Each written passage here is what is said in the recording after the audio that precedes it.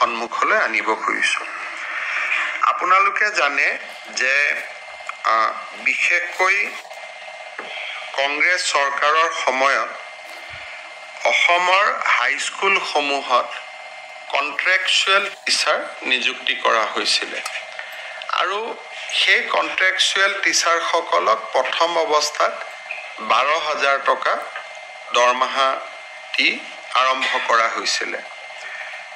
2021 চনত আমাৰ চৰকাৰে এটা সিদ্ধান্ত লৈ তেখেতসকলক আমি 60 বছৰলৈকে তেওঁলোকৰ চাকৰিৰ যিটো সময়সীমা অৱসৰ 60 বছৰলৈকে বঢ়ুৱাইছিলোঁ আৰু নিয়াৰ ৰেগুলাৰাইজেশ্যন আমি ৰেগুলাৰাইজেশ্যন নকৰি নিয়াৰ ৰেগুলাৰাইজেশ্যন বুলি এটা শব্দ ব্যৱহাৰ কৰিছিলোঁ আৰু তেওঁলোকক অলমোষ্ট ৰেগুলাৰ শিক্ষকৰ সমান আমি দৰমহা দিয়া আমি আৰম্ভ কৰিছিলোঁ। আজি কেবিনেটে তেনেকুৱা ধৰণৰ 4,669 জন শিক্ষকে যাতে নিয়মীয়া শিক্ষকৰ মৰ্যাদা পাব পাৰে তেনেকে আমি সৰ্বশিক্ষা অভিযানত যি ধৰণে আমি ৰেগুলাৰাইজ কৰিছিলোঁ তেনেকুৱা পাথৱে এটা আজি আমি মুকলি কৰি দিছোঁ। অৰ্থাৎ শিক্ষা বিভাগে অহা 10 দিনৰ ভিতৰত বিজ্ঞাপন উলিয়াব।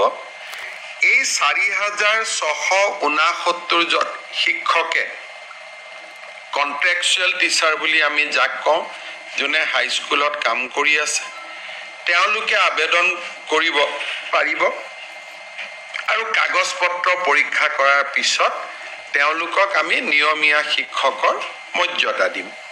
কিন্তু কোনোবাই যদি ভাবে যে নহয় মই চুক্তিবদ্ধ শিক্ষক হৈ থাকিম মই নিয়মীয়া শিক্ষক হ'ব খোজা নাই সেই অপচনো তেওঁলোকৰ খোলা থাকিব। অৰ্থাৎ এইটো মেণ্ডেটৰী নহয় এইটো ভলেণ্টিয়াৰী আৰু তেওঁলোকে ভলেণ্টিয়াৰী হিচাপে ইয়াত ইচ্ছা কৰিলে তেওঁলোকে পাৰ্টিচিপেট কৰিব পাৰিব আৰু ইচ্ছা নকৰিলে তেওঁলোকে পাৰ্টিচিপেট নকৰাকৈ থাকিব। এই মাহৰ 19 তাৰিখে আমি চৰকাৰৰ দুটা ফ্লেগশ্বিপ স্কিম আৰম্ভ কৰিম। অসমৰ 126টা সমষ্টিতে একোটা অনুষ্ঠান হ'ব আৰু গুৱাহাটীত ৰাজ্য চৰকাৰে সাংবাদিক মেলৰ জৰিয়তে এই আঁচনি দুখন মুকলি কৰিব। প্ৰথম হ'ল 12,60,000 অৰুণোদয়ত নতুন হিতাধিকাৰী অৰ্থাৎ প্ৰতিটো সমষ্টিটোৰ আয়তন হিচাপত কৰবাত 500 বেছি কৰবাত 500 কম অলমোষ্ট 10,000 কৰি আমি নতুন হিতাধিকাৰী সংলগ্ন কৰিম আৰু পুৰণি হিতাধিকাৰী সকলৰো তেওঁলোকে যি পাই আছে সুবিধা তাত এটা নতুনকৈ ৰিভিউ বা সমীক্ষা হ'ব। এই গোটেই কাৰ্যসূচীটো আমি 19 ছেপ্টেম্বৰত আৰম্ভ কৰিম আৰু আমি 10 জানুৱাৰীৰ ভিতৰত প্ৰপত্ৰ লোৱা প্ৰপত্ৰ সিলেক্ট কৰা ফাৰ্ষ্ট ইনষ্টলমেণ্ট আমি যাতে 10 জানুৱাৰীত দিব পাৰোঁ